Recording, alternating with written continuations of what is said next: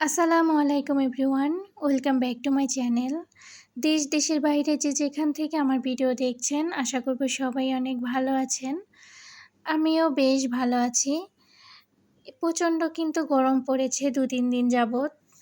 তো এই গরমে সবার জনজীবন অতিষ্ঠ হয়ে পড়েছে। আর এর আগে কিন্তু তেমন একটা গরম ছিল না। ইদানিং একটু বেশি গরম পড়েছে আর প্রচণ্ড বাহিরে রোদ। স্কুল থেকে বাচ্চাকে নিয়ে এসেছি। আর হচ্ছে সকালে নাস্তা তো করেই নিয়েছি। তো বাসায় কিছু আম ছিল। একটু দেখলাম পেকে গিয়েছে। তো ভাবলাম যে একটু ভর্তা করে খাই। আমার কিন্তু বেশ পছন্দের একটি খাবার। আর দেখবেন এই ভর্তা হচ্ছে সবাই মিলেমিশে খেতে ভালো লাগে। এখানে একটু করেই খাবো, কিন্তু তাও মুখে লেগে থাকবে এরকম। আমি বরাবর এরকমভাবে আম ভর্তাটা করি। এই তো সামান্য একটু মরিচ দিয়েছি, তারপরে লবণ আর চিনি দিয়ে চেটকে নিয়েছি। খুবই কিন্তু মজা হয়। আমি এভাবে করে এই ভর্তাটা বানাই। তো সবাই মিলে ভর্তা খেতে তারপরে একটু পরে কিচেন রুমে এসে দেখি, দেখেন কি একটা অবস্থা, আবার বৃষ্টির অন্ধকার হয়ে এসেছে। কিন্তু এই বৃষ্টি হলে কি হবে? গরম তো চলে যাবেই না, বরং আরো গরম বেড়ে যাবে। তো হালকা করে বৃষ্টিগুলো নেমেছিল। তারপরে আবার দেখলাম ক্লিয়ার হয়ে গেছে আকাশ। তারপরে এই তো দুপুরবেলা রান্না করব আরকি। যা রান্না করব সবকিছু গুছিয়ে নিচ্ছি আরকি। তো আজকে ঢেঁড়স দিয়ে আর মাছ দিয়ে রান্না করব। আর হচ্ছে বেগুন দিয়ে একটা বিরন করব। আমাদের দেশে ছোট করে বেগুন কেটে রান্না করলে সেটাকে বিরন বলা হয়। যেমন এটা ঝোল হবে না, আঠা করে রান্না করা হবে, আঠালো করে ঘন করে। সেজন্য আপনাদের দেশে কি বলে সেটা অবশ্যই কমেন্টে জানাবেন। তো খুব ভালো করে মাছগুলো ধুয়ে নিয়েছি। যেহেতু ২ টা তরকারির মধ্যেই আমি ২ রকম করে কেটেছি। এখানে মাথার যে অংশ আছে সেগুলো দিয়ে রান্না করব হচ্ছে ঢেঁড়স তরকারি। আর যে পেটের পিসগুলো আছে সেগুলো আমি একটু ছোট করে কেটে নিয়েছি বেগুনের মতো সাইজ করে, যেন দেখতে ভালো লাগে সেইজন্য।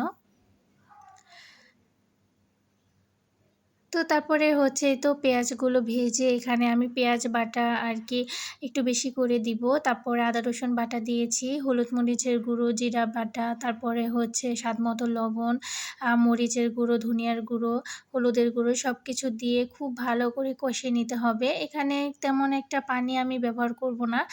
বেগুনটা হালকা আঁচে রান্নাটা করব। সেদ্ধ করার পর পানি দিয়ে দিব। তারপরে হচ্ছে মাছ দিয়ে দিলে রান্নাটা হয়ে যাবে।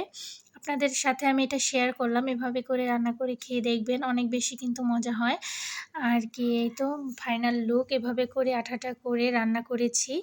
তারপরে হচ্ছে অফ ক্যামেরায় কিন্তু আমি ঢেঁড়স তরকারিও রান্না করে ফেলেছি। তারপরে এই তো বিকেলবেলায় বাচ্চাদের জন্য নাস্তা তৈরি করছি। আর আমার বাচ্চারা কিন্তু নুডলস অনেক বেশি পছন্দ করে।